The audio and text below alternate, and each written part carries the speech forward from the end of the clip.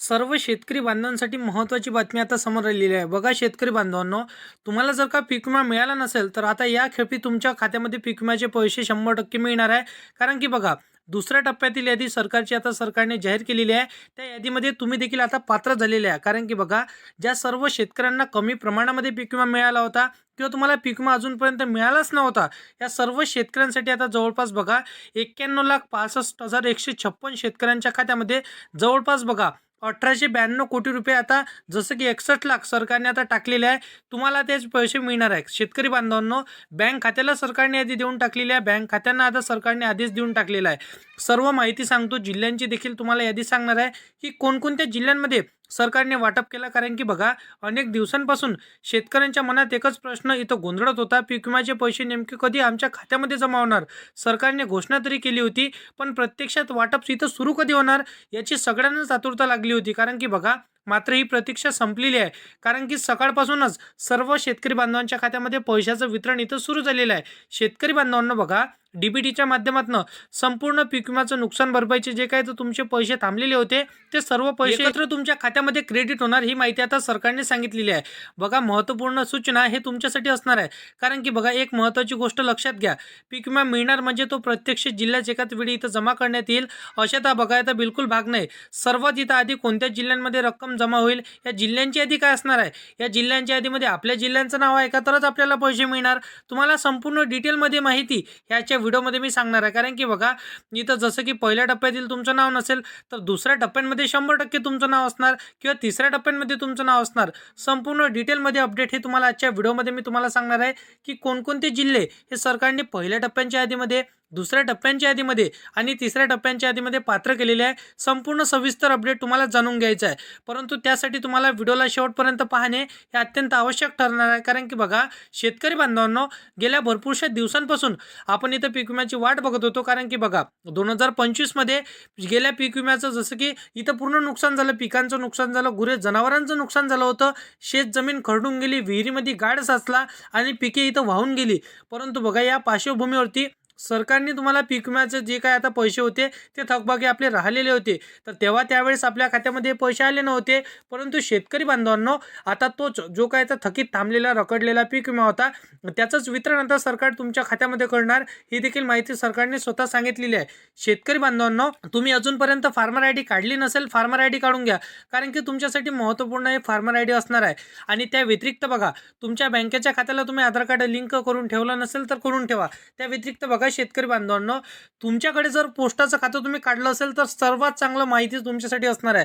कारण की पोस्टामध्ये इथं डीबीटी लिंक करणे अत्यंत आवश्यक नसते, ऑटोमॅटिकली लिंक होऊन जाते.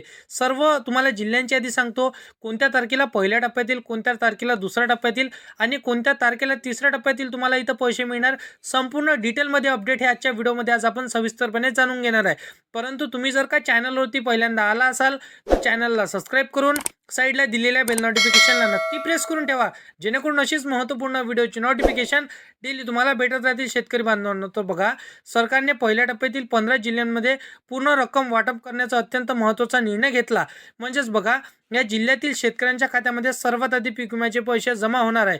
तर बघा, या 15 जिल्ह्यांच्या यादीमध्ये तुमच्या जिल्ह्यांचं नाव आहे का, याचा देखील प्रश्न तुमच्या मनामध्ये इथं उठत असेल तर ते देखील तुम्हाला सांगतो. कारण की बघा, इथं स्पष्टपणे स्वतः मुख्यमंत्री फडणवीस साहेबांनी आता संपूर्ण अपडेट इथं सांगितलेलं आहे.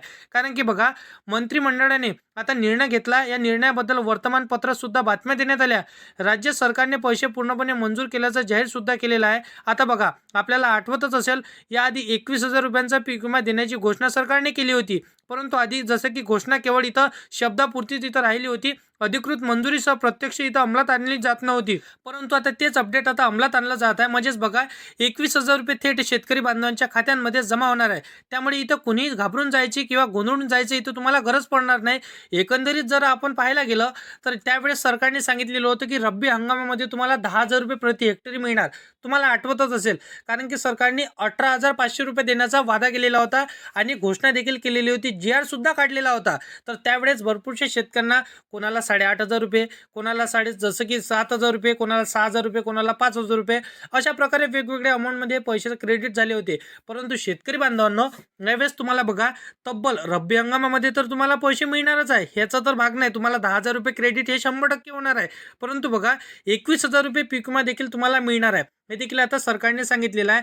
फक्त आणि फक्त तुम्हाला जिल्ह्यांची यादी पाहून घ्यायची की कोणत्या जिल्ह्यांमध्ये पहिल्या टप्प्यातील, कोणत्या जिल्ह्यांमध्ये दुसऱ्या टप्प्यातील आणि कोणत्या जिल्ह्यांमध्ये तिसऱ्या टप्प्यातील हे पैसे तुम्हाला मिळणार आहे. संपूर्ण डिटेलमध्ये अपडेट तुम्हाला शेवटपर्यंत व्हिडिओ पाहावा लागणार आहे, तरच तुम्हाला समजणार आहे.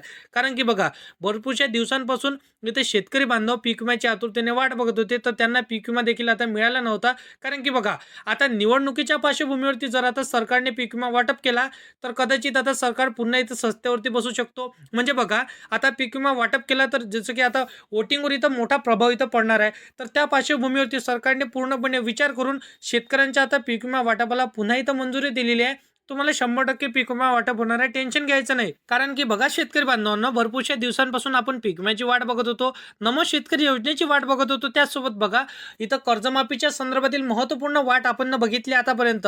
तर बघा गेलं इथं सरकार निवडून आलं, वर्ष चाललं गेलं, महिने चालले गेले, 2 वर्ष जवळपास होत आले, परंतु कर्जमाफीचा इथं विषय दबलेला होता. परंतु बच्चूभाऊ कडू यांनी प्रत्यक्षामध्ये कर्जमाफीचा विषय अंमलामध्ये आणला आणि कर्जमाफीचे डॉक्युमेंट प्रत्येक महाराष्ट्रामध्ये जिल्ह्यांमध्ये हे आता गोळा सुरू आहे. प्रत्येक बँकेमध्ये गोळा करणं सुरू आहे. तुम्ही जर का अजूनपर्यंत तुमच्या बँकेमध्ये कर्ज घेतलं असेल, डॉक्युमेंट तुम्ही सबमिट केलं नसेल, तर ते देखील तुम्हाला सांगतो 2 मिनिटं हा देखील व्हिडिओ बघून घ्यायचा. कारण की बघा तुम्हाला लागणारा 7/12/8 फार्मर ID, त्या व्यतिरिक्त बघा बँक पासबुकची झेरॉक्स, इथं जसं की पूर्ण तुम्हाला कर्जाची इथं पॅन कार्ड, आधार कार्ड हे सर्व डॉक्युमेंट तुम्हाला झेरॉक्स द्यायचा. जिथून तुम्ही कर्ज काढलेलं आहे, कर्ज उचललेलं आहे, तिथं नेऊन तुम्हाला सबमिट करायचं आहे. जितकं तुमचं कर्ज असेल, सरकारने 2 लाख किंवा 2.5 लाखापर्यंत जो आकडा ठरवणार आहे त्या आकड्यानुसार तुमची कर्जमाफी होणार आहे.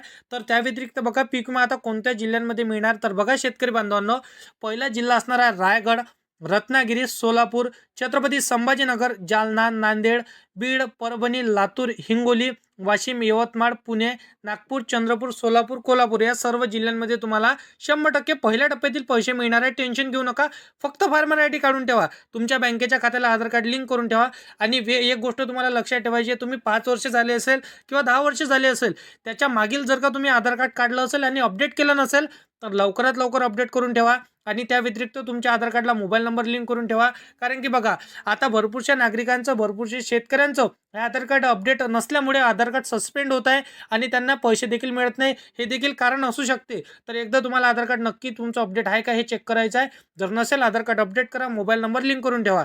बाकी अशा पद्धतीची माहिती आहे. शेतकरी बांधवांना पीक विमा तुम्हाला कोणत्या तारखेला मिळणार हा देखील प्रश्न तुमच्या मनामध्ये आहे. 20 जानेवारी 2026 पर्यंत तुम्हाला वाट बघायचं आहे. 100% तुम्हाला पीक विमा मिळणार आहे. बाकी अशा पद्धतीची माहिती आहे. असेच कामाचे व्हिडिओ शेती संदर्भातील सर्वात अगोदर जर का तुम्हाला पाहायचे असेल तर या चॅनलला सबस्क्राईब करून साईडला दिलेल्या बेल नोटिफिकेशनला नक्की प्रेस करून ठेवा. तर शेतकरी बांधवांनो, चला भेटूया नेक्स्ट व्हिडिओमध्ये.